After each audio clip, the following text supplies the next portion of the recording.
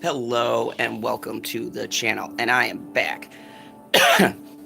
This is Lee, and I just wanted to do a quick shout out. I try to get done a couple of videos a day, and if you hear the noise in the background, I apologize. I'm actually watching something for my upcoming review called Love, Death Plus Robots.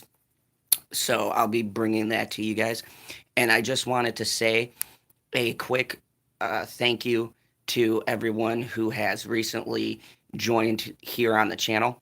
I started out as 9 subs, and one of my friends from work said to me, Lee, why do you always do these like sub count videos, right? But I want to kind of keep a sense of where I started from to where I am right now. It's been pretty awesome. It's only been a few months now where my channel has really started to gain traction, so it's been really exciting. These last couple of months, it's like I get a sub at least once a day, so it's been really awesome in that sense. I also wanted to kind of give you guys an idea of where my channel's growing and exactly what I would like to highlight here on my channel. So I started putting my videos in subcategories, and there's a few videos that I wanted you guys, the viewers, to kind of check out and get an idea of a channel. Under my videos or about me, I have videos that I shoot about myself, giving you guys a little bit of information about who I am. I also have subcategories for anime reviews, movie reviews, and things of that. I broke them up into 2 subcategories. I also have a category for my rants, some satire that I do, and comedy. I also have like a file for these videos thanking my subscribers. So I'm trying to organize everything. I realize that I have just about more content than I do subscribers, so that's always a good thing for people to browse through. I also did some videos that I wanted to highlight, which is why I'm currently shooting this video. Last night, I did a video that was basically responding to a comment I had received on one of my videos. If you hadn't seen the original video, you could read the comment. It's called SJW's Attack 70 Sub Channel. It will be under my rants, and also my response back to that person will be under my rants as well. And I consider myself a sort of facts based person. So it's really fun to be able to do a debate. It adds to my rants, and I got some more satire that I'll be doing. I'll probably shoot something. I want to do like a thing with my persona, the SJW side. Yeah, so that'll be coming soon. I shot a video about it was called Endgame. I'm mad, where I did a mock SJW impression. So I probably will do more videos like that. So just a little bit of everything here on the channel. I started this as a regular person, just doing regular reviews with a bit of insight because I watch a lot of movies and I've done writing and things over the years. And I got really tired of watching reviewers who know the same things that I do, but they choose to critique with a bias. So that was my whole reason for starting this channel. And I really appreciate everyone out there who has subscribed to my channel. Thank you a lot. I'm looking to, in a year, make this channel at least 500 subs. I'm hoping maybe even get to 1,000 because I'm ambitious. So as you can see, I'm just waking up. This is my blanket. Normally I have the old man shawl, but I forgot to throw it on before I did this. But if you watch my videos, you'll see a shawl that I wear 90% of the time before all of this is fixed and not a wreck.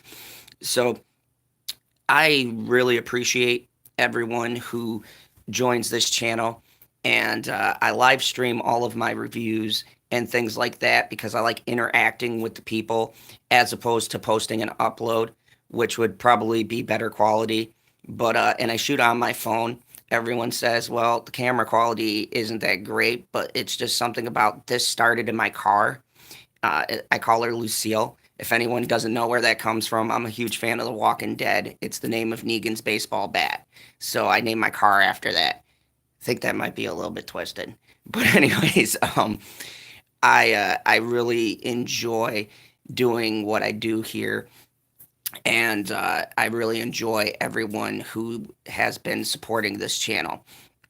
So a couple of things, if you just popped on, um, all of my videos are in folders. You can see the rants, which is where I did probably one of my finest videos yet about a comment that was left for me. And I shot that literally outside the parking lot of the theater as I was getting out. Um, I also plan to do a giant review on Star Wars because I love Star Wars. So I'm going to do each and every Star Wars ever done. It's going to be a long, ambitious project. So thank you. I appreciate it. I got a lot of in-depth breakdowns that I want to do. And I like people to understand that when I do these critiques, I actually like research and do facts. I've been a fan of Star Wars. I remember watching it when I was like 8 years old. And I remember being a kid and my stepdad had like a laser disc and I watched the original Star Wars on laser disc. God, I'm getting old. And it was so great. One of the best experiences as a young kid and seeing these like larger than life people on on the movies and all of the great acting and stuff. So it really helped me and shape my perception of sci-fi and what the science fiction genre should be. So I hold my sci-fi to like a standard like this because I always hold it to the bar of previous Star Wars movies. And today, a lot of young kids watch these new Star Wars and have no clue exactly what Star Wars is or the mythology behind it or how important it is as a culture. So I've always wanted to do a giant Star Wars review here. It's just something that's close to my heart, along with the MCU. I've been a fan of comics, so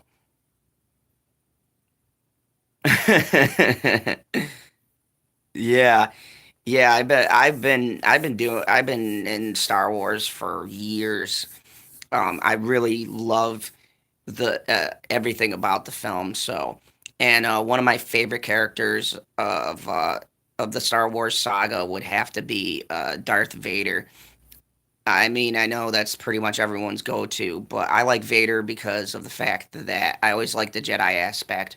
My second favorite was Ahsoka from the Clone Wars offshoot because I thought that was a female character done right, and it was funny because everyone hated her when she first emerged in the movie, and then like she became one of the most beloved characters in the franchise, and that showed real good growth and development within that character. And I think that's a lot of things that have been missing from these new characters. Even the show Rebels really did. Yeah, even the show Rebels just did it right. I mean, just the amount of growth in those cartoons is just astonishing. I was never really a fan of the other characters until later on in the show, and it was a fun little show. So I'm really happy that they're bringing back the Clone Wars again to kind of finish it out because I felt like it never got a proper closure. I'm actually going back through Netflix and watching that after I get done with Love, Death, and Robots. So um, it's pretty amazing to see a character evolve in front of my eyes, and yeah, I have Ahsoka Love. That's like one of my top characters.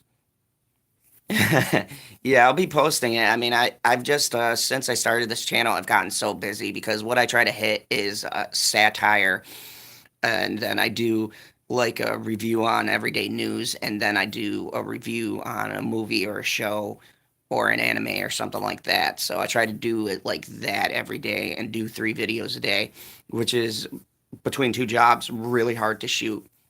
Today I only go to work for one job, so it'll be about 5 o'clock my time, and then I'll try to post some stuff in between that, which is why I try to schedule everything the way I do. And I just love doing what I do here. So And I love the fact that I actually have people who watch these things as I stream. It's kind of weird now. When I first started, I do a live stream. I wouldn't have anyone, and now I have people that consistently watch me talk. So I really appreciate that. That's why I do these videos thanking the subs that are here on the channel. I always want you guys to feel like that you subscribe to me, but I didn't forget about the people who subscribe to me, because I remember seeing that number 9 and it just didn't move. And essentially, I gave up for a bit and started doing my own thing until everything with Captain Marvel came out. And it kind of destroyed one of my mediums. And I felt I had something to say.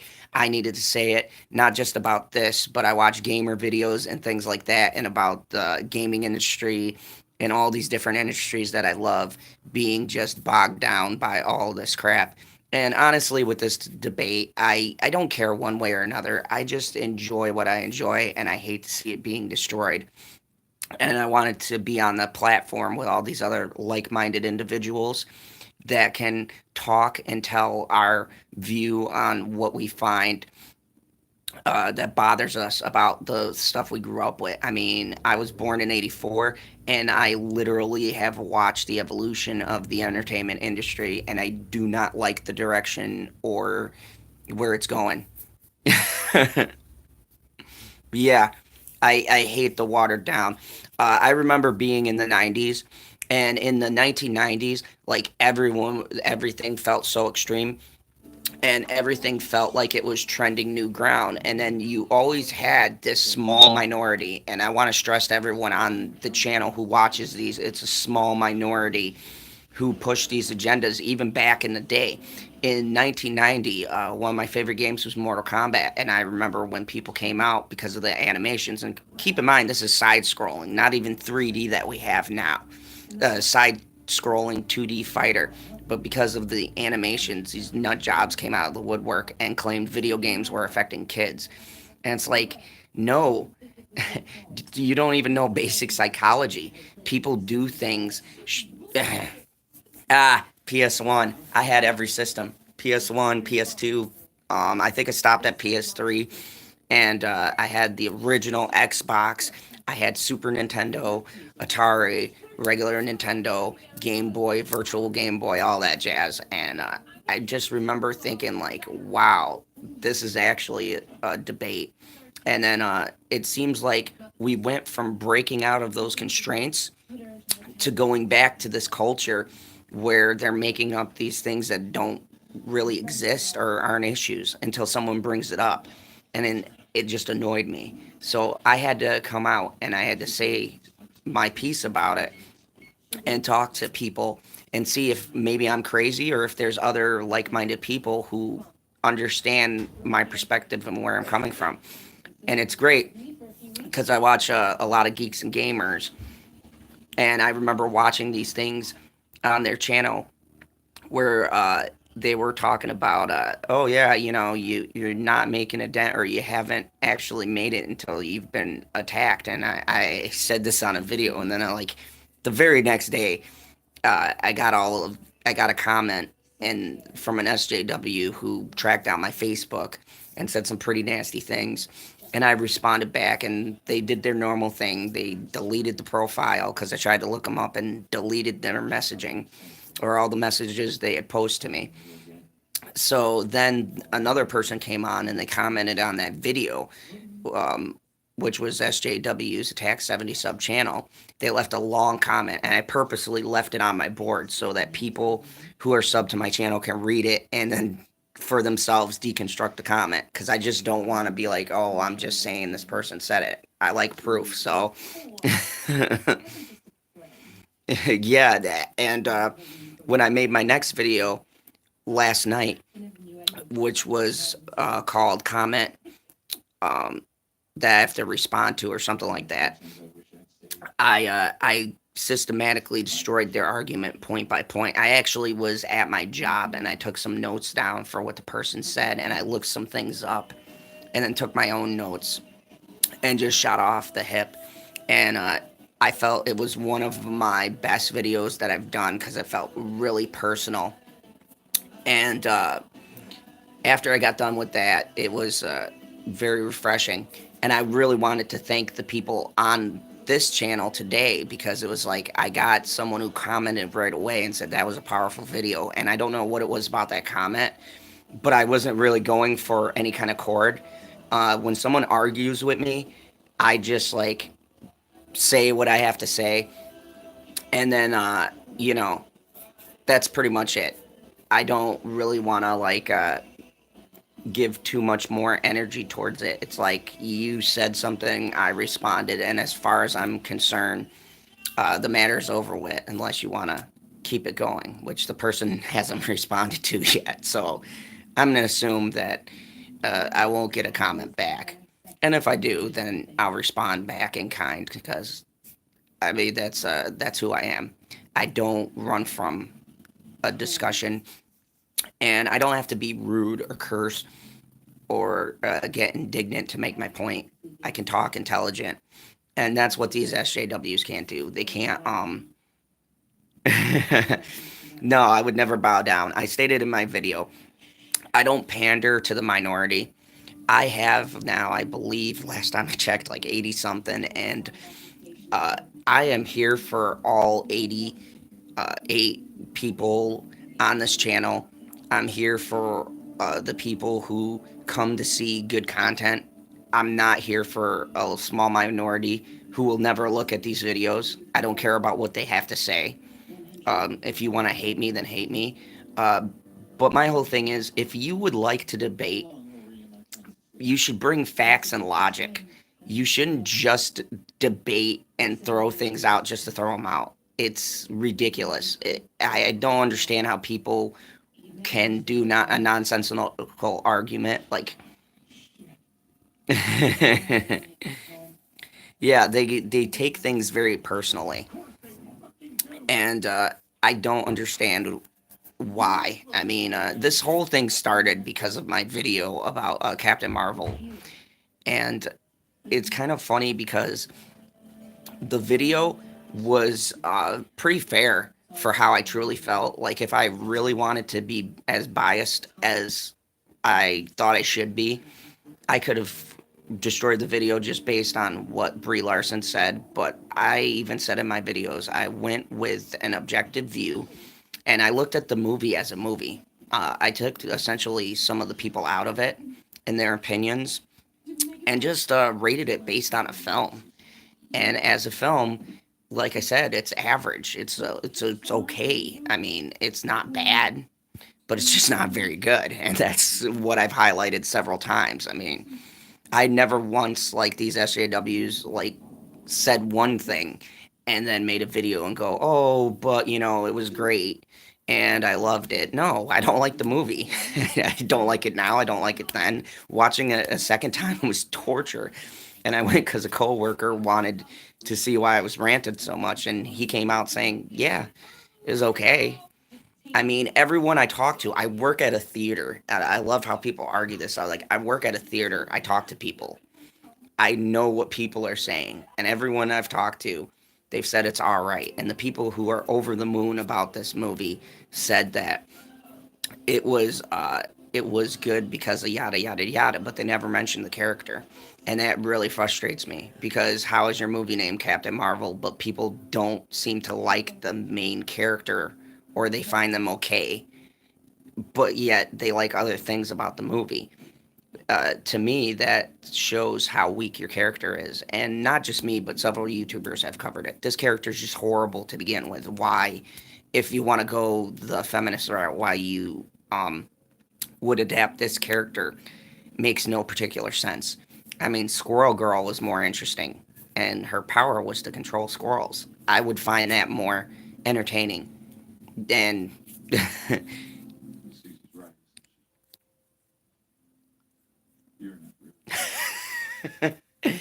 Yeah, the storyline for her was so generic. And I mean, I've got a spoiler review where I literally broke down every plot point of the film. I mean, oh gosh, I think that video was like an hour where I just like went through every single beat of this film, and it was very boring like about after the first half hour of the movie, it was really boring. It was like extremely boring for a Marvel movie like that midway point.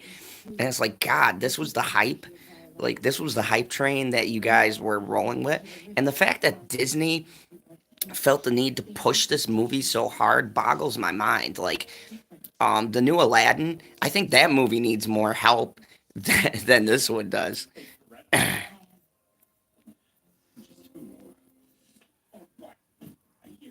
Thank you. I appreciate that. And hopefully you saw the video that I did for you, buddy. But yeah, like I was saying, the new Aladdin looked pretty interesting after the after the second trailer for Aladdin dropped. The first trailer was terrible, and I really attribute that to like the camera angle and the things that they had on Will Smith, which I was all for Will Smith being the genie. Everyone complained about it. I don't know why. I think Will Smith's personality would be great for the role, but for some strange reason, the way that they shot his parts in that first trailer was terrible. And then I watched the second one, and the second trailer was just absolutely stunning. It reminded me a lot of the 90s, and then more of his personality showed through. And this was the problem that I felt with not just this, but a lot of things that Disney markets out. Some things will sell themselves, like I'm super hyped about the new Lion King, but that whole thing with Aladdin and the way that they marketed the first trailer was really poorly edited and very well not shot well at all. I mean, and that makeup looked atrocious. And then I'm gathering because of all the comments that second trailer was very well shot. So he did look like Papa Smurf or a really bad Avatar. That was what I was looking at. It was amazing to see how they went through the re-edits and the reshoots, and they really cleaned things up. And that was my whole point with that. And I'm still looking forward to Endgame. I thought it was ridiculous the comments that I heard from that about apparently the character having makeup on was just kind of a silly critique to take out of that whole thing. But I was really looking forward to Endgame, and like I said before, when I did my review on the Captain Marvel movie, my feelings are if they can go back through and flesh out a character more, it gives them more depth and more of a reason. I mean, essentially, for most characters in the MCU, or at least the core characters, they've had at least two or three movies to character build where they started from to where they are now, and essentially grow the character's arc. And the truth of it is, you could have shoehorned anything into Endgame, and it would have done well because Endgame is going to be one of the most anticipated movies coming out. Yeah, I know. The whole thing with Harry having makeup was ridiculous. And the whole argument, because I remember talking to someone about this, the whole argument about it, it's like, you know, it's an apocalyptic situation, but they are in Avengers HQ. I mean, Chris Evans wears more makeup than anyone in the cast. I mean, really look at Chris Evans. And I had a joke with my friend, and we were laughing about Thor. And I go, I don't know what product he wears, but look at this. Look at this. I wish that I can fight an intergalactic battle and my hair doesn't do nothing, doesn't ruffle around. I mean, that man's hair, not one blade of his hair moves during that scene. Like when he buries his axe into Thanos, like, doesn't move. I mean, and everyone was laughing. They were like, oh, during Endgame, all this stuff is happening. That's what you think? I'm like, yeah. I, how does this dude like he literally starts a dying star, and look at his hair. That man's hair does not move. I really want to know what he's using. Like he's got to be using the best gelling product that I've ever seen because and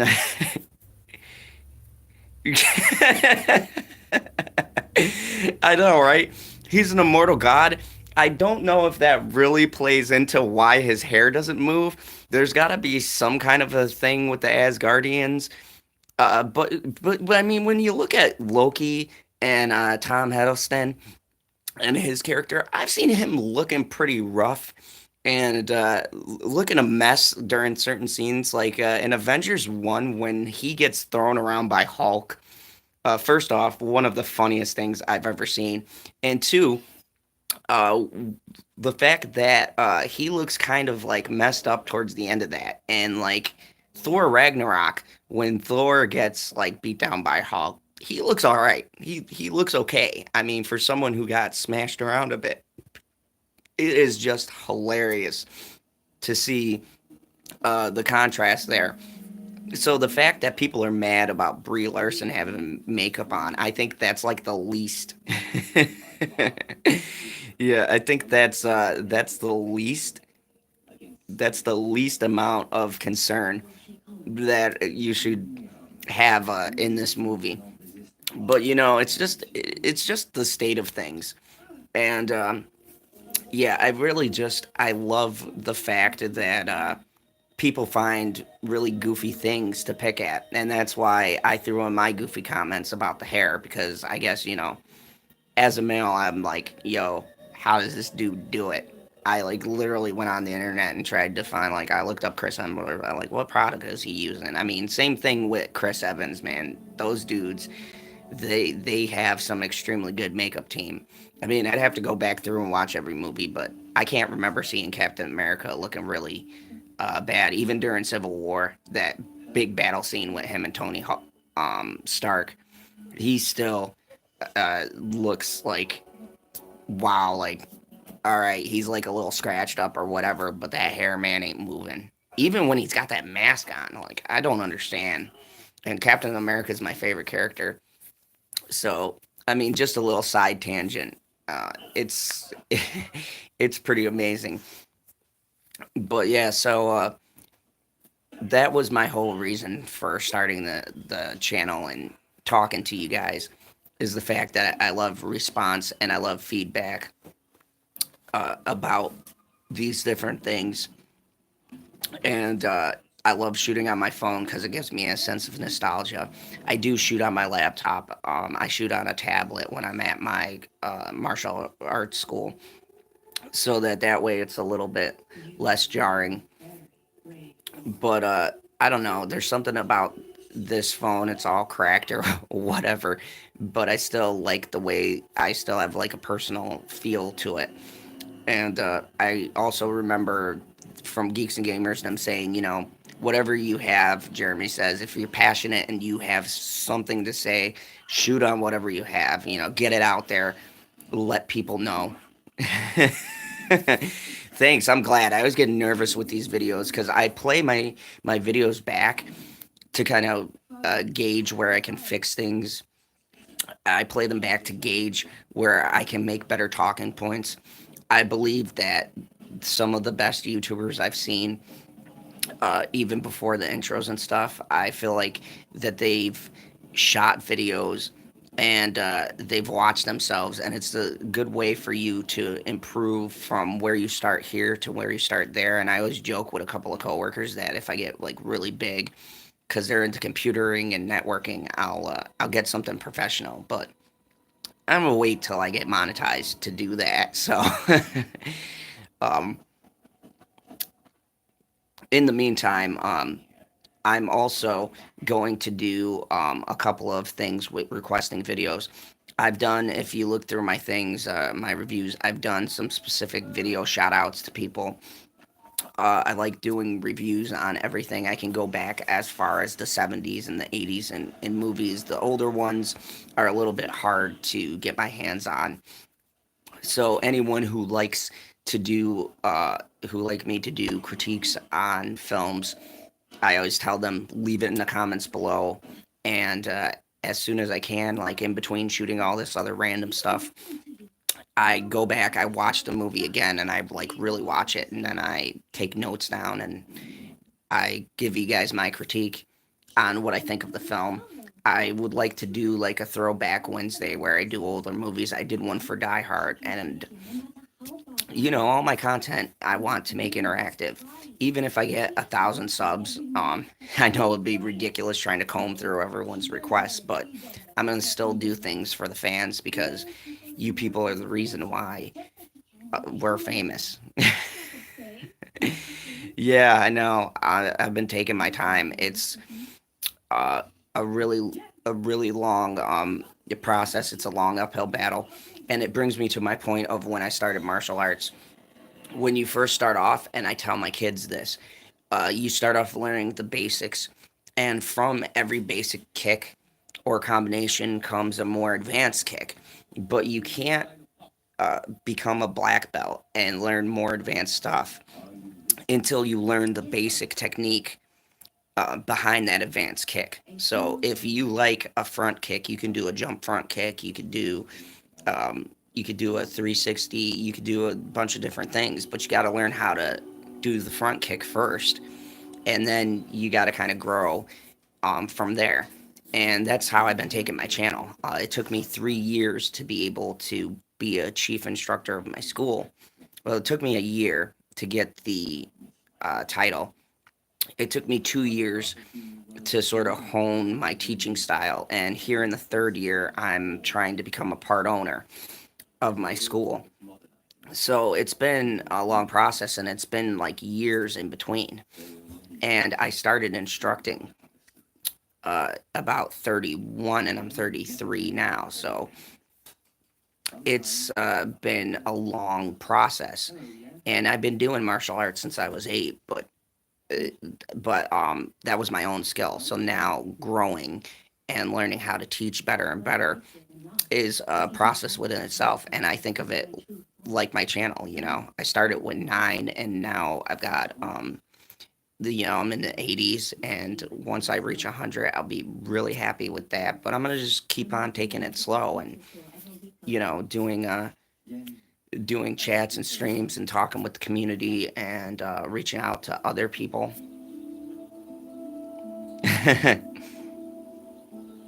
Exactly, exactly.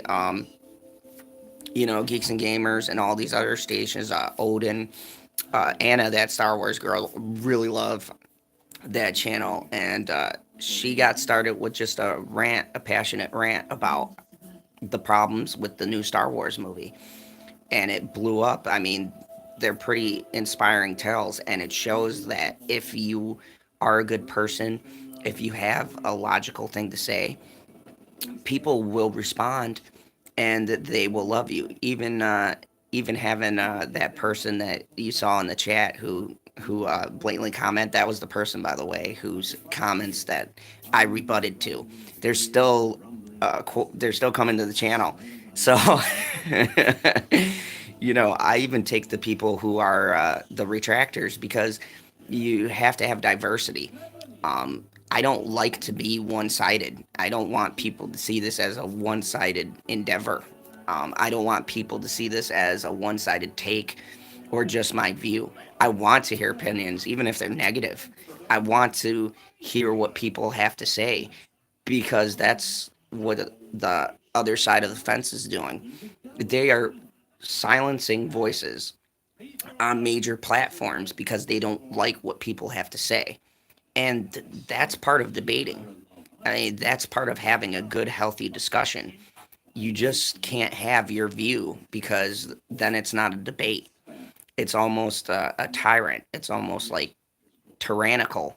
You just want people to see your point of view and nothing else.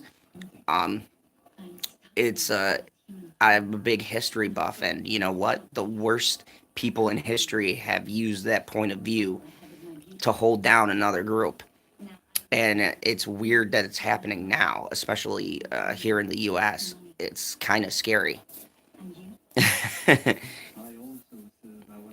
Yeah, and I don't understand why they want people moving in the same direction because it's boring. It's boring hearing just one side all the time. It's not fun.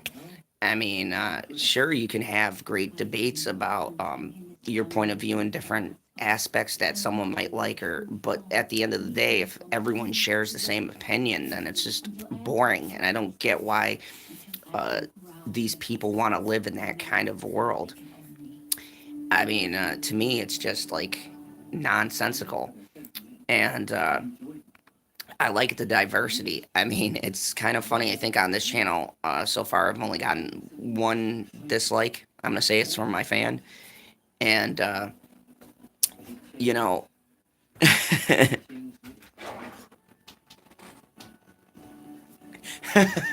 yeah. Oh God, that's scary to me. An NPC world is like one of my worst fears. It's just robotic and kind of organic or inorganic, and art in general and the growth of art in society is because you had people who didn't see the world the same way as someone else. And the funny part is, even like people like Van Gogh and Picasso and people like that, these really good artists, they saw things differently. And at first, no one liked it.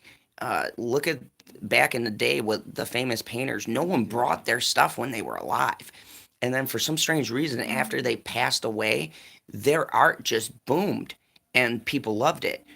And then you had people buying these paintings, and now a true Van Gogh painting or a true painting like that goes for millions of dollars. I mean, and some of them are not my particular thing, but I mean, like it's staggering to see the difference between where they were back in the day to how famous they are now, and I'm feeling like YouTube's becoming the same way. A lot of us independent people, uh, we were just small channels, just starting off, and then this culture war started happening, and it's slowly and subtly started to build, and you had one or two people speaking out about it. Now it's an interconnected community of all sorts of people who all have a voice and an opinion, and this is the Van Gogh effect, but in reverse. Now people don't want what they're selling. People want something different, and they want something new. That's why little YouTube channels like this are gaining traction, because people want to hear other points of view. When you watch the news and everything else, what is being promoted is so crazy. Like, a good example. Hey, what's up? Good to have you on the channel. Wow, really? I didn't know that. A modern brush star for 4 million? That's crazy.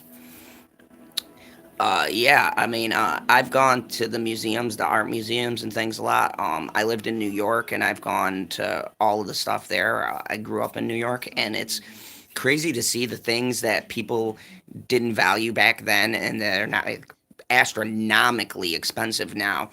And it's kind of funny because it's the elitist that say these horrible things that are actually buying this stuff. And I don't really think they have comprehension of what they have. It's the theory, and my master instructor talked about this. There's a theory that people want things, right? They want the things that are out there because they can own them, but it's less special.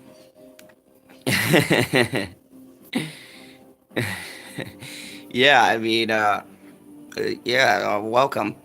Uh, the the conversation, in case you just jumped in, was I was talking about the SJWs, and if you missed it, it's in my earlier comments. But the person who I was talking about in my video commented to me and gave me a thumbs down and all that, and in the little emojis, and it was talking about why people would want to listen to this, and obviously I have two people listening, so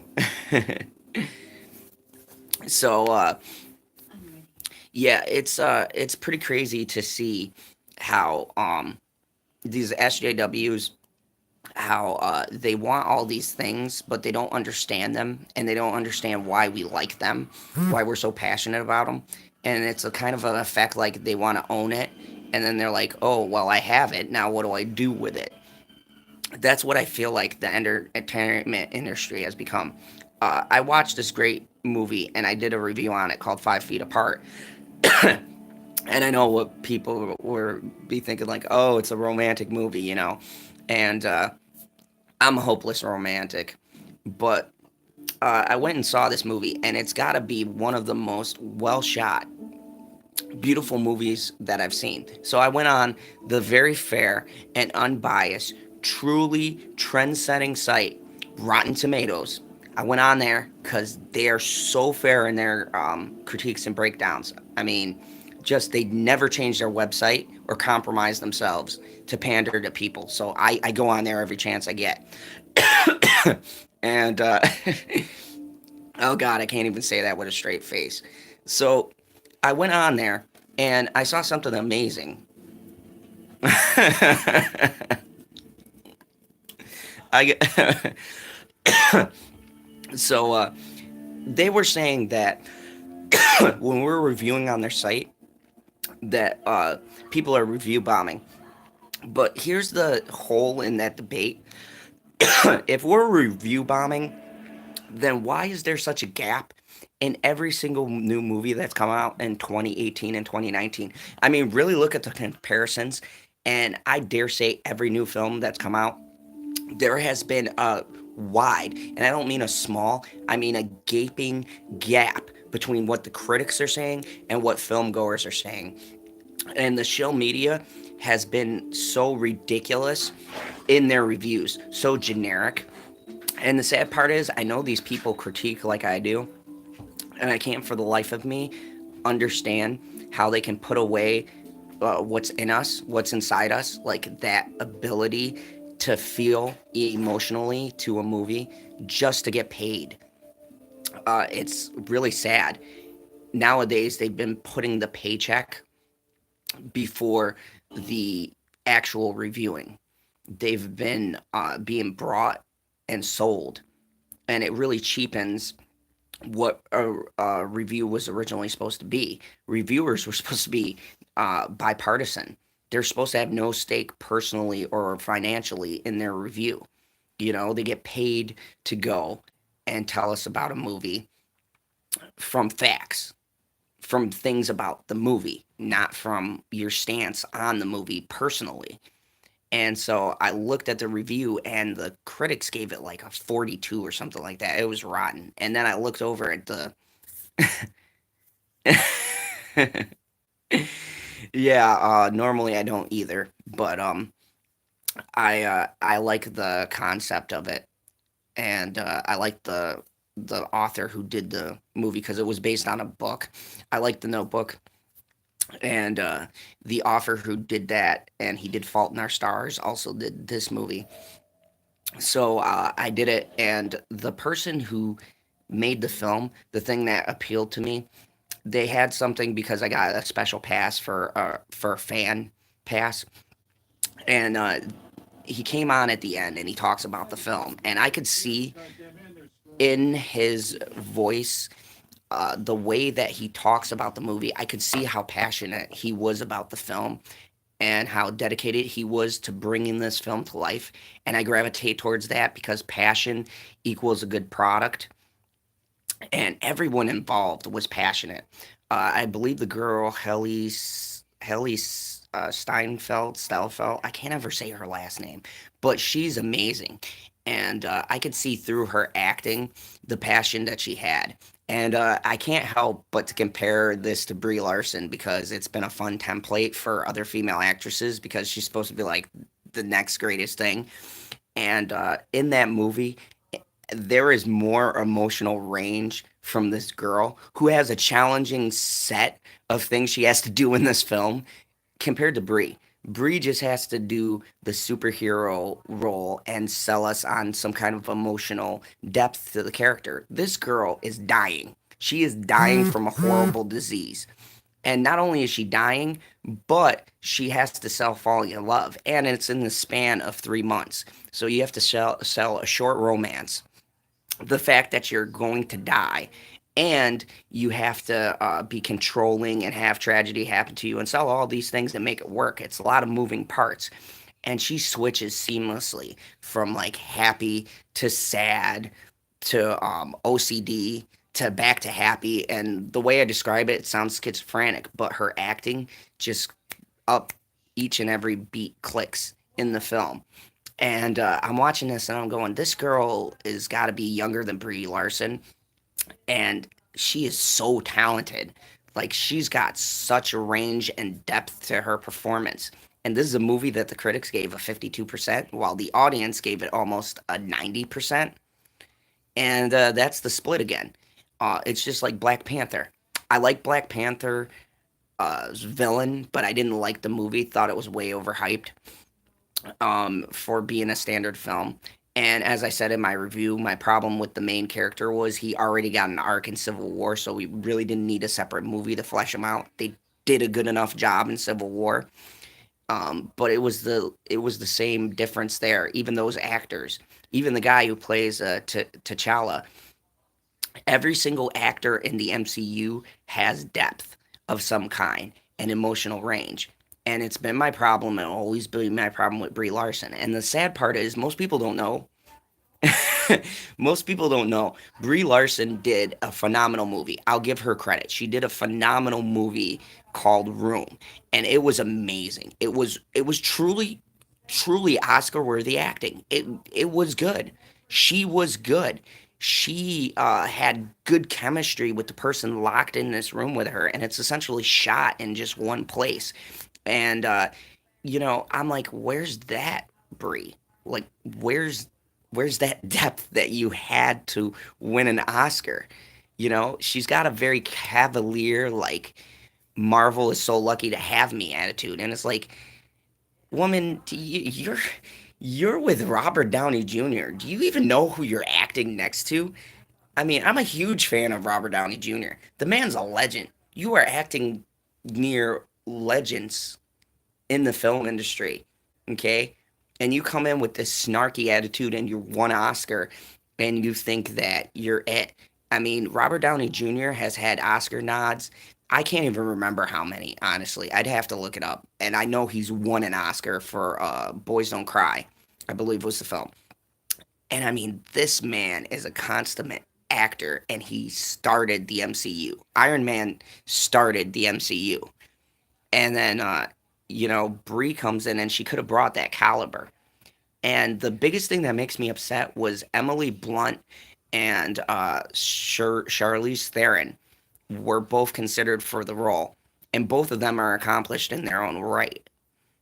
And I don't know what Kevin was thinking. Like, you look at Emily Blunt and Charlize Theron, and you go, yeah, the person that I want to go with is Brie Larson.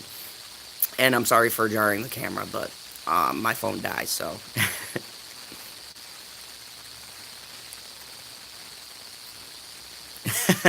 I know. And here's some fun facts in case you guys aren't up with the comics.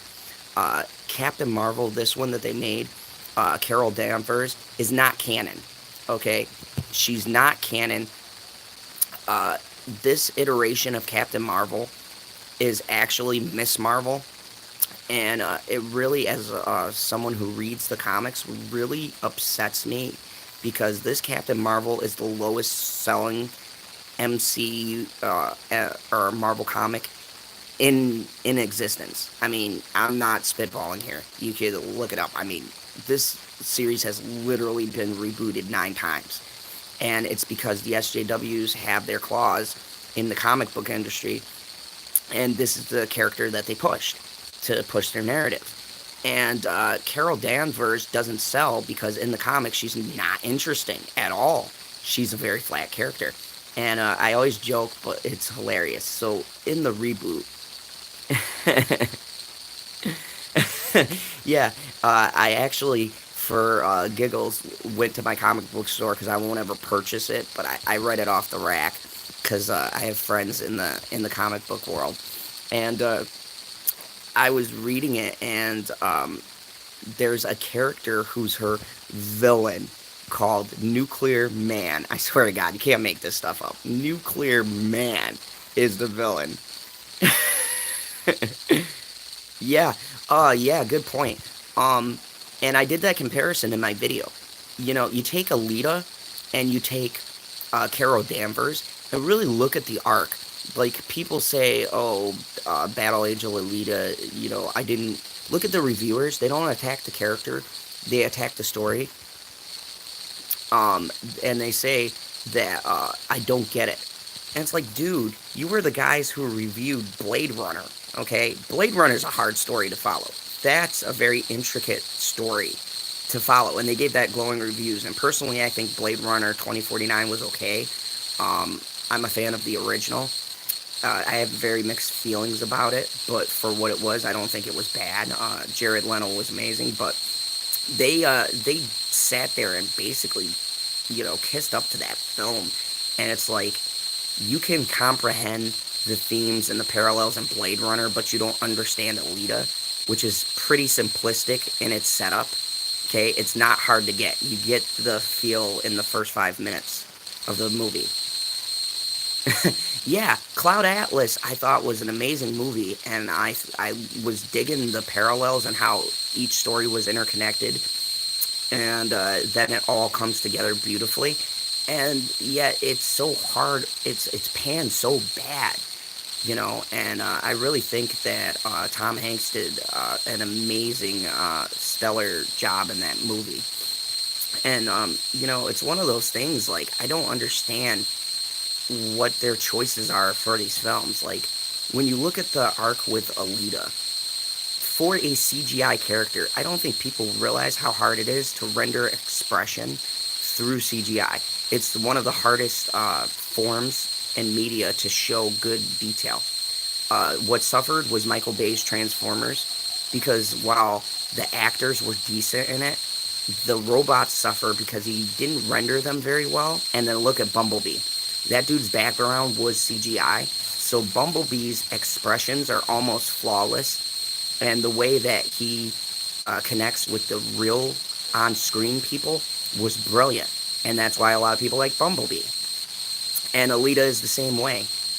Everyone says something about her eyes, and it is kind of jarring, but when you look at all of the different emotions that she expresses, I mean, as a CGI character, it's astonishing. I mean, she's a great template to where CGI should go. And James Cameron is a master of manipulating that form of media. He is so good at bringing that kind of science fiction to life. And I'm really hoping it gets a sequel. Most people don't know too, which is the storyline. They make a fair point. It is all over the place, but it's because it's adapted from a manga, and the manga literally has like 34 volumes. I've read them all, and I've read all of the other subsequent material on it. It's one of my favorite mangas, and they did an OVA on it. And he took two arcs, which is like I gotta say like 16 of the books, and he put them into one movie. So there's a rollerball arc and there's a hunter arc, and he merged them together. And for taking two separate storylines and blending them into one 2-hour movie is pretty impressive. I haven't seen an animated movie done, or a movie based on anime done, this well in years. I don't even think there's been one that's been done this well. Um, Ghost in the Shell tried it, but I mean that didn't really work. I saw where they were going with it, but it kind of fell flat.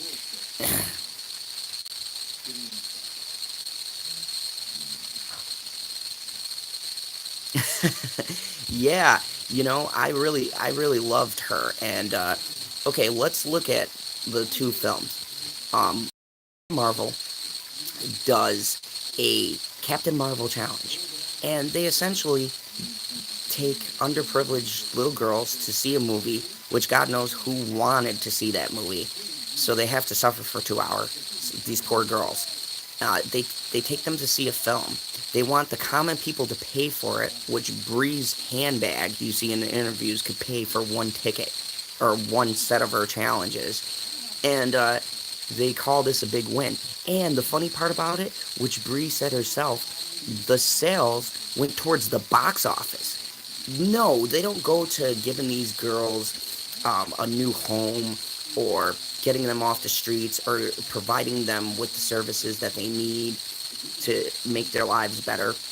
No, they go to suffering for 2 hours to go see this movie, not even get popcorn or anything, just go see the movie, and then it goes towards the box office. If that's not the most condescending charity I've ever heard in my life, what is? Like, if that isn't the most elitist perception on what a charity is, I have no clue. And the funny part is, James Cameron and Alita's actor did a charity, and they gave someone robotic arms. Like, literally, this girl who did not have any arms for her entire life. They donated the first ever prototype robotic arms to this girl so that she can enjoy life again. And the actress went through all of the procedure that she had to go through. I mean, literally, the actress went from like post-op all the way through till the arms were finally on. And I mean, I don't even know how much the movie is at grossing wise right now, but they took proceeds from the movie. James Cameron didn't even ask for money from us, and I would have gladly donated to that. They just did it. That is true charity. I mean, that is truly believing in what you're selling. And what does Captain Marvel do? The complete opposite elitist thing. It's been bad marketing from the start. And then you expect us to be like super excited about a character we never even wanted. No one in the comic book community was. Yeah, I know, right? They took her to a red carpet. Yeah, thank you. I forgot about that. And it's good PR, yes, but you can tell from the actress. And I've seen James Cameron in interviews and stuff. I don't always agree with his politics, but the man's got a good heart where he's at. He's got a good position on wanting to make the world better, and even his leftist views, I kind of understand where he's coming from. So I can excuse a lot of his films because of the fact that I think, in all honesty, he comes from an old school day, and he is really trying to take his money and do something constructive with it. And the fact that, I would think that the SJWs would want to champion something like that, but no. Alita's direct competition, so they've got to knock down this movie to prop up their film. And it's a really sad state of affairs. It's really crazy to me that if you claim to be diverse and inclusive, you're not trying to prop up every female film that comes out. You're not trying to give love to everything. I mean, why not do, if you're smart, why not do a cross-promotional with Alita and Captain Marvel? Why not reach out to people and be like, hey, these are two strong female characters. Let's do something. Let's promote our brands together. But these Hollywood people don't think like that, They just see the dollar signs. I mean, look at what the critics said about this movie. They said this movie was a flop. And the movie didn't flop. It wasn't, by any standards of the box office, wasn't a flop whatsoever.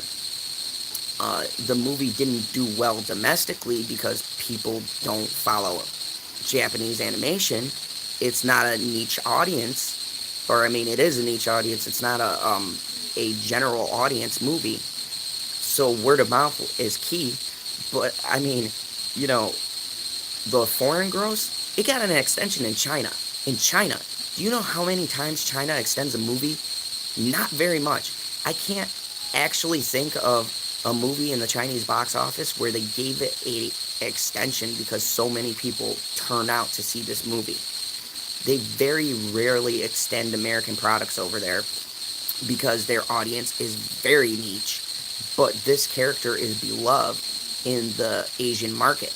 This character started in the Asian market.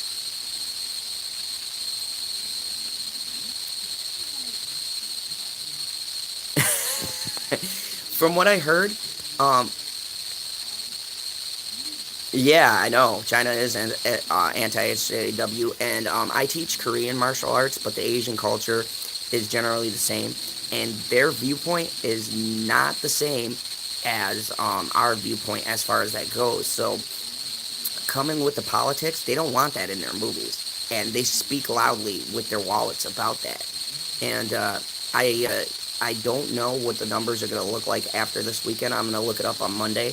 But I really expect to see a drop in this film. And when the bottom comes out, we're talking like it's going to be at least a 75% drop.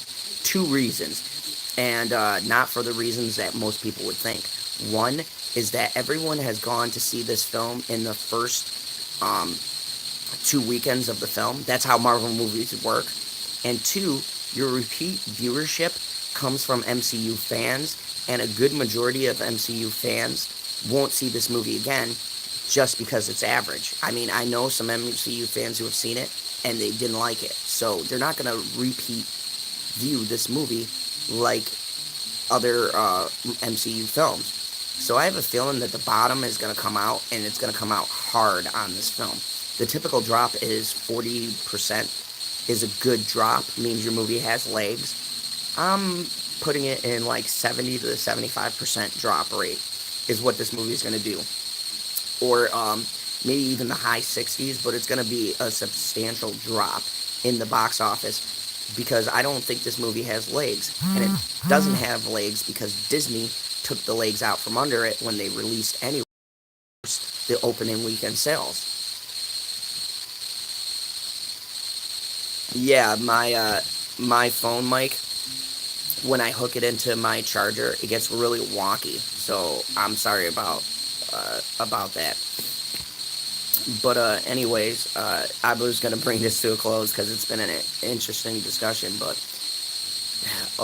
my old phone here, she wants to be charged. But anyways, I just wanted to say in close, thank you for hanging tough and actually listening to me talk for like an hour. I appreciate that.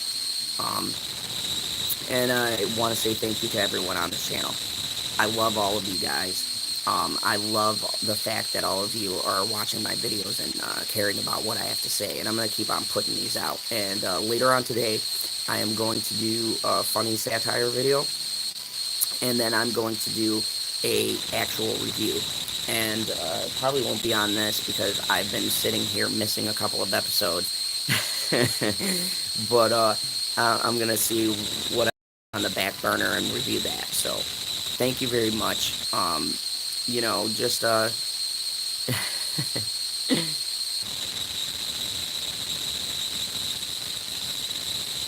yeah, I've been charging it, so it's gonna take a bit. My phone takes at least an hour to recover, so thank you very much. I appreciate you hanging tough with, and until the next time, I just want to say thank you to everyone. Hit that subscribe button. Hit the buzzard so you don't miss any notifications when I post a video. And also let the other people in the community know about my channel.